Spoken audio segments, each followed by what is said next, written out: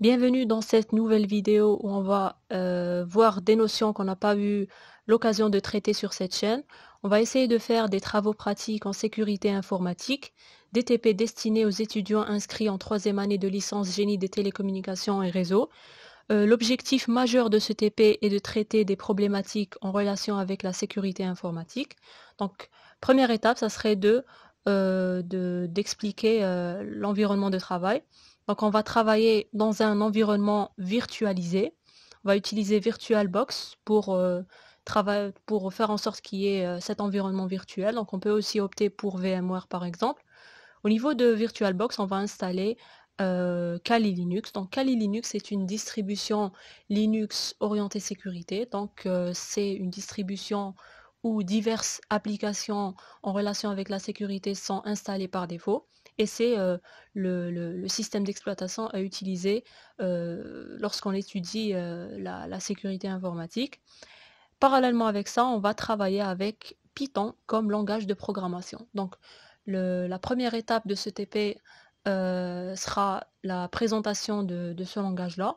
Donc, on va essayer de voir les bases du langage de programmation pour ensuite l'utiliser sous Kali Linux pour traiter des problématiques en relation avec la sécurité informatique. On commence par une brève introduction. Donc, Python est un langage qui a été créé vers la fin des années 80 par un programmeur issu des Pays-Bas. Donc, il s'appelle Guido van Rossum. Le voici. C'est un programmeur néerlandais qui a travaillé pour Google, qui a travaillé pour Dropbox et qui travaille actuellement à partir de 2020 pour Microsoft. Alors, il a créé un langage de programmation informatique multiplateforme, portable. Donc là, ce sont, si on veut, les caractéristiques du langage. Donc multiplateforme, donc il fonctionne sous n'importe quel système d'exploitation. C'est un langage de programmation interprété. Donc pas besoin de compiler le code. Il supporte l'orienté objet, cette notion de classe, d'héritage, etc. C'est un langage de programmation de haut niveau, donc il n'est pas vraiment compliqué à écrire. Donc, par exemple, pour l'assembleur, ce n'est pas un langage de haut niveau par rapport à Python, Java, etc. Il est aussi très polyvalent, donc il peut être utilisé dans divers domaines. C'est un langage qui est vraiment très utilisé de nos jours et très en vogue. Alors, il existe deux versions majeures de Python. Donc, il y a la version 2 et il y a la version 3. Donc, la version 2 a été inventée en 2000, tandis que la version 3 a été inventée en 2008. Donc, la version 2 n'est plus mise à jour. Donc, depuis 2020, on ne l'utilise plus. Contrairement à la version 3 qui est actuellement mise à jour. Donc, il y a toujours des mises à jour qui sortent pour la version 3. La dernière version, c'est celle qui est sortie en février 2023. Donc la version 3.10.10. Et il faut savoir aussi que la version 3 est incompatible avec la version 2. Maintenant, quelle version utiliser? Si on démarre de nouveaux projets sous Python, il est préférable d'utiliser la version 3 parce qu'elle est mise à jour. Si on a des programmes ou bien des projets qui ont déjà été créés avant l'apparition de la version 3, il faut faire en sorte d'essayer de migrer progressivement les projets de la version 2 vers la version 3. Et si on ne peut pas, donc on continue à travailler avec la version 2. Donc les principales différences entre ces deux versions, c'est d'un point de vue, par exemple, syntaxe. Il y a certaines bibliothèques qui ont été mises à jour pour la version 3, d'autres ont été supprimées ou bien remplacées. Et donc, si certains projets utilisaient des bibliothèques qui ne sont plus, euh, qui n'existent plus sous la version 3, donc ils ne pourront pas fonctionner. Donc, soit il faut changer certaines choses au niveau du code, ou bien continuer à travailler avec la version 2, ce qui n'est pas vraiment conseillé. Donc, un petit exemple de la différence entre la version 2 et 3. Donc, au niveau de la version 2, print, qui est la commande qui permet d'afficher à l'écran un résultat ou bien le contenu d'une variable, etc. Donc, print au niveau de la version 2 est considéré comme étant une instruction, tandis qu'au niveau de la version 3, c'est plutôt considéré comme étant une fonction. On va voir certains avantages de Python. Donc, c'est un langage où la syntaxe est claire et concise. Donc, pas besoin d'écrire beaucoup de lignes de code pour obtenir un certain résultat. Python a une très grande communauté. Donc, il y a beaucoup de développeurs qui travaillent avec ce langage de programmation. Et donc, il est plus aisé de trouver des codes déjà faits, des codes qu'on pourrait utiliser pour nos propres problèmes. On peut aussi s'inspirer de certains codes et on peut aussi demander de l'aide au niveau de ces communautés. C'est un langage qui est très facile à apprendre, donc même les personnes qui n'ont aucune notion de l'informatique, donc qui ne sont pas du domaine, peuvent apprendre ce langage pour solutionner leurs problèmes. Il est lisible et convivial, donc en lisant le code, on peut parfois comprendre ce que fait le code, même s'il n'est pas commenté. Il est très populaire et largement utilisé, donc c'est un langage qui est très en vogue et qui est très utilisé dans divers domaines. C'est aussi un langage qui est utilisé partout et c'est une bonne chose d'avoir comme compétence ce langage. Donc c'est bien de le connaître. Et il est utilisé dans de nombreux domaines, en l'occurrence dans le domaine de la sécurité informatique. Il est aussi utilisé en intelligence artificielle, donc c'est un langage qui est très populaire dans ce domaine. Pour la sécurité informatique, donc c'est ce qui nous intéresse, c'est un langage qui est très utile dans ce domaine-là. Alors, on va voir Python et sécurité informatique. Donc, pourquoi? Donc, comment?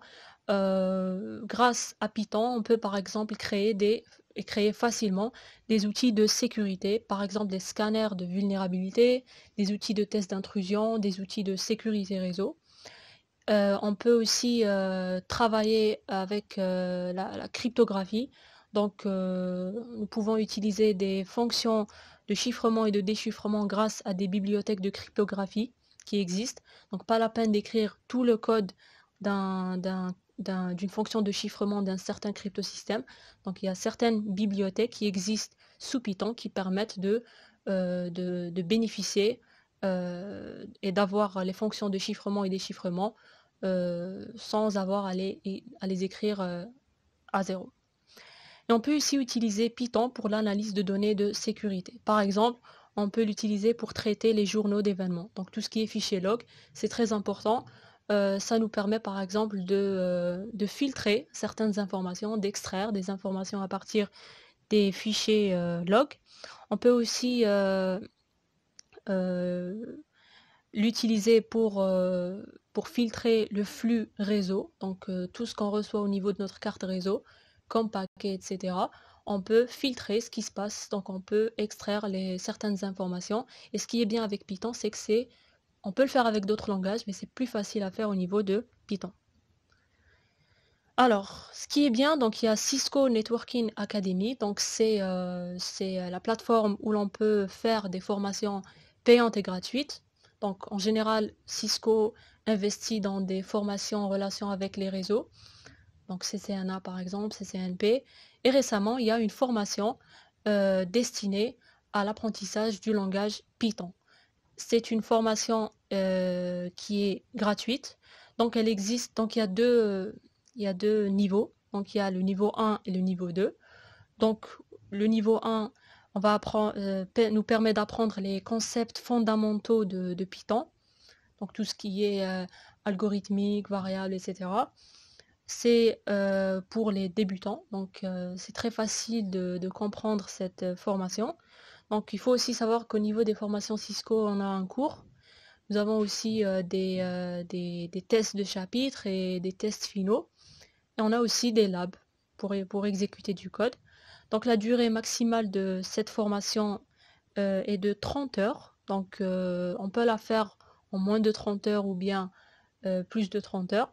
Il y a 30 labs au niveau de cette formation-là. Et donc on peut aussi travailler à son propre rythme, c'est-à-dire qu'on peut terminer avant les 30 heures si on est rapide, ou bien faire plus de 30 heures. Donc on n'est pas limité par un certain temps pour pouvoir terminer la formation.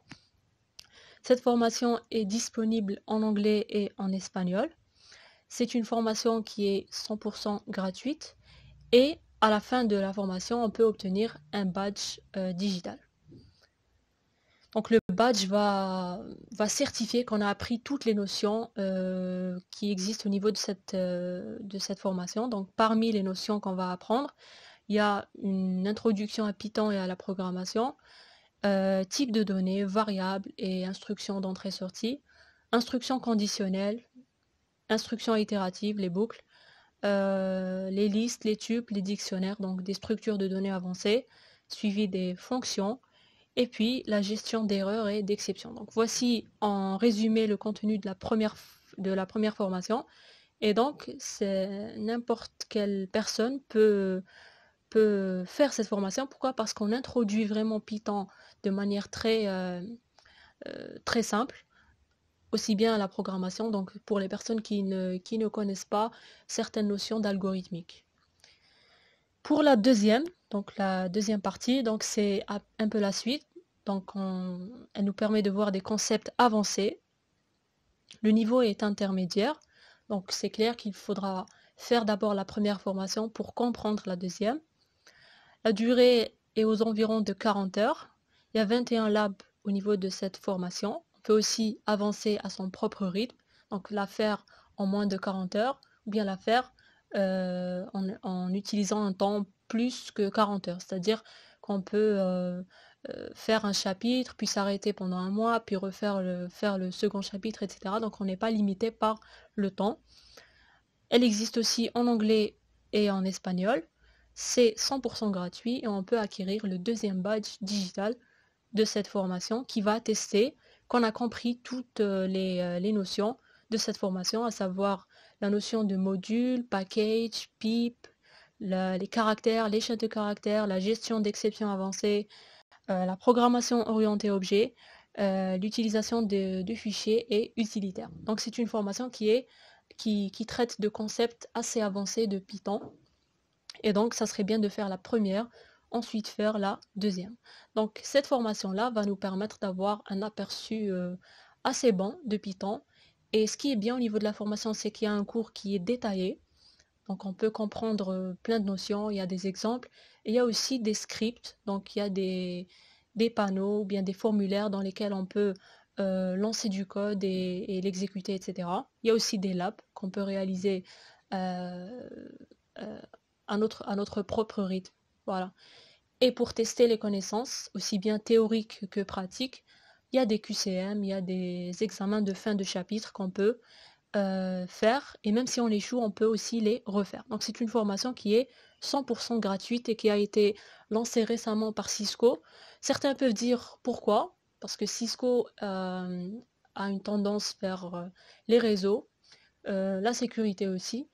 Pourquoi Python? Parce que Python est aussi utilisé maintenant dans l'Internet des objets. Donc on peut par exemple au niveau de Packet Tracer, si on insère un objet, on peut saisir au niveau de cet objet un script Python qui permet d'automatiser certaines tâches. Donc c'est ce qui est aussi utilisé au niveau de plateformes IoT. On peut automatiser le fonctionnement de certains objets. Et c'est grâce à Python. Là on voit aussi que c'est un langage de programmation qui est utilisé dans divers domaines. Alors, maintenant, comment installer Python? Donc, ça va dépendre du système d'exploitation qu'on utilise. Donc, si on travaille sous les systèmes d'exploitation Microsoft, donc Windows, il faudra ouvrir un navigateur web et aller à cette URL. Donc, au niveau du site officiel de Python. Donc, c'est gratuit. On installe Python, on télécharge, on installe, puis tout simplement on exécute. Donc, Python n'est pas installé par défaut sous Windows. On va aussi travailler avec Windows 11 au niveau de ce TP. Donc, pourquoi? Parce que les premiers TP vont traiter les notions de base de Python. Puis ensuite, on va essayer de traiter des problèmes en relation avec la sécurité. Donc, on peut, pour les premiers TP, travailler sous Windows, exécuter du code Python, comprendre, etc. Mais ça serait bien aussi de commencer dès le début à travailler sous Kali. Donc il y a pas de différence concernant les premiers TP que ça soit si on travaille sous Linux ou bien sous Python. Si on a un système d'exploitation macOS, c'est la même chose que les systèmes d'exploitation Microsoft. Il faudra aller à une URL où on peut télécharger Python pour macOS. Bien sûr, on choisit la version qu'on veut. Il y a toutes les versions qui sont disponibles au niveau du site. Il y a la version 2, les diverses versions de la version 2 et les diverses versions de la version 3. Et il y a la dernière version qui normalement est tout en haut.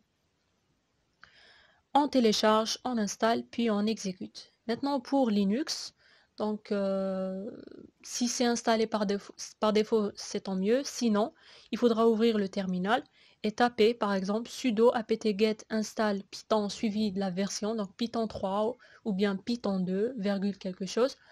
Donc c'est une commande qui va marcher par exemple sous Debian et Ubuntu, donc sudo apt-get install. Si on travaille sous une autre distribution, donc Fedora par exemple, il faudra saisir une commande équivalente. On clique sur Entrée, on tape le mot de passe root parce qu'on a mis sudo, on patiente un peu, puis on exécute. Donc il y a Python qui est parfois installé sous certaines distributions, et s'il n'est pas installé, il faudra suivre ces étapes. Pour Kali Linux, il est installé par défaut, donc nul besoin d'installer Python sous Kali Linux. On va maintenant exécuter un premier code Python sous Kali Linux. Donc, il existe deux modes au niveau de Python. Donc, il y a le mode interactif, il y a le mode script. Donc, le mode interactif sera via l'utilisation de l'interpréteur Python. Donc, à chaque fois qu'on va saisir une commande, bien une instruction Python, on aura le résultat qui va s'afficher. Donc, c'est un mode qui est, comme son nom l'indique, interactif. Donc pour ce faire, il faudra ouvrir un terminal. Donc je rappelle qu'on est sous Kali Linux. On tape le mot-clé Python pour lancer l'interpréteur Python. Donc on est au niveau du terminal, on tape Python. Dès qu'on tape Python, on va entrer au niveau de l'interpréteur. Donc on aura trois supérieurs qui vont s'afficher et c'est à partir de là qu'on va saisir du code Python. On va saisir instruction par instruction. Si on tape par exemple print hello world comme ceci, donc print, qui est une fonction sous Python version 3, on tape dedans une chaîne de caractères. Donc si on appuie sur entrée, on aura le texte hello world qui va s'afficher au niveau de la console. Si on tape print autre chose, il y aura autre chose qui va s'afficher au niveau de l'interpréteur. On peut afficher le contenu de variables, on peut faire des tests, etc. Donc ça sera un mode qui est interactif. Si maintenant on a beaucoup de code à saisir au niveau, donc on a un code qui est assez complexe, il y a beaucoup d'instructions à saisir, le mode interactif n'est pas vraiment intéressant, il faudra passer à ce qu'on appelle au mode script. Donc on va écrire du code au niveau d'un fichier qu'on va exécuter. Donc pour ce faire, il faut ouvrir un éditeur de texte, VIM par exemple sous Linux, donc on va taper VIM suivi le nom du fichier. Donc on tape le code suivant au niveau de ce fichier, ça sera print hello world, donc la même chose. On va enregistrer ce fichier avec une extension .py, donc pour les scripts Python, il faut exécuter des fichiers avec extension .py. Par exemple, le fichier helloworld.py. On ouvre un terminal et on tape Python suivi du nom du fichier.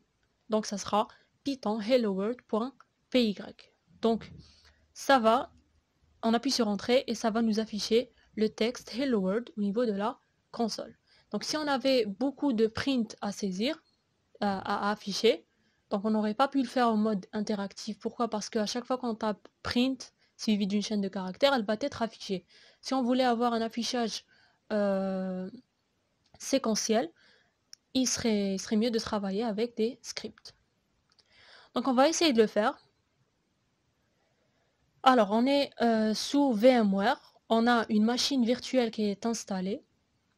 On allume cette machine virtuelle, c'est une machine Kali Linux. Il faut veiller à lui donner une bonne mémoire vive aussi.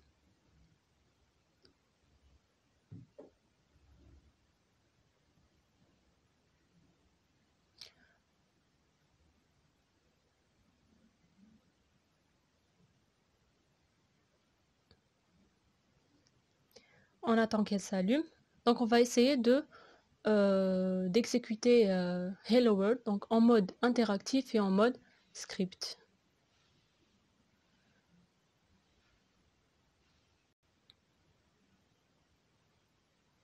On va essayer juste d'agrandir.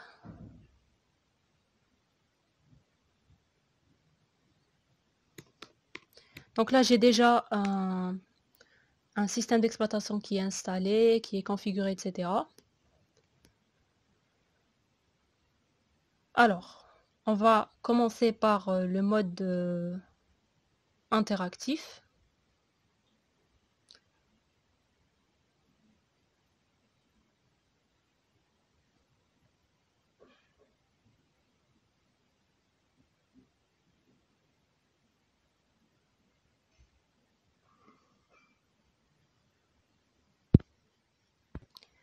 Alors, on ouvre le terminal, donc pour le mode interactif. Alors, on va taper Python.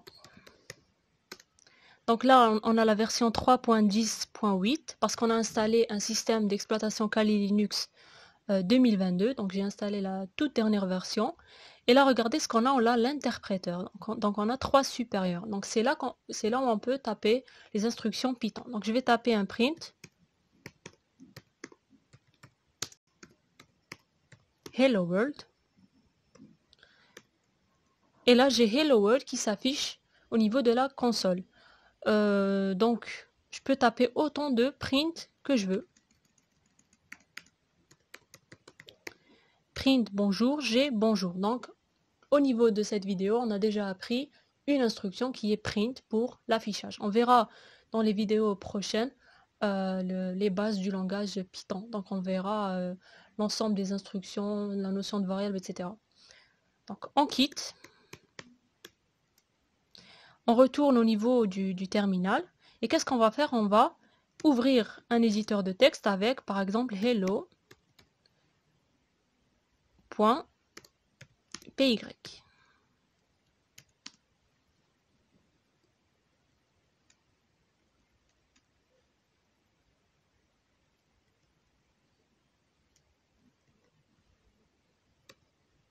Point.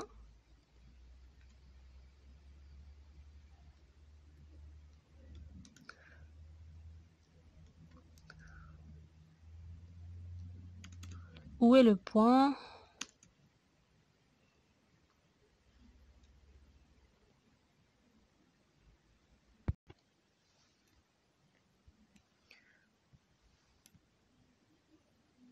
Voilà. Point .py. Donc on ouvre un éditeur. Donc on tape sur i pour l'insertion et on va taper print hello world.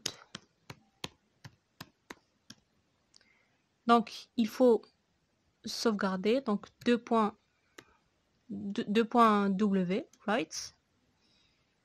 Donc je pense qu'il faut taper PY en petit. Donc, on va essayer. Et puis on tape 2.Q pour quitter. Voilà, je pense que c'est PI. Pourquoi? Parce que il n'y a pas l'affichage en couleur. Donc c'est pas reconnu comme étant un script Python. Print hello world. On clique, on tape sur échappe, 2.W, puis 2.Q. Maintenant, qu'est-ce qu'on fait? On va juste exécuter ce fichier. Donc via la commande Python suivi du nom du fichier. Donc là, on met le nom du fichier direct parce qu'on est au niveau du répertoire courant. Si on voulait exécuter un fichier qui existait dans un autre répertoire, là, il faut donner le nom complet du fichier. Donc /dossier, / le nom du fichier. Si je tape sur Entrée, là, j'ai Hello World qui s'affiche, donc l'exécution du code qui est saisi au niveau du fichier hello.py. Donc voilà, pour cette vidéo, nous avons pu donner un bref aperçu sur le langage de programmation Python. On a aussi expliqué et montré l'environnement de travail, l'objectif aussi derrière le TP.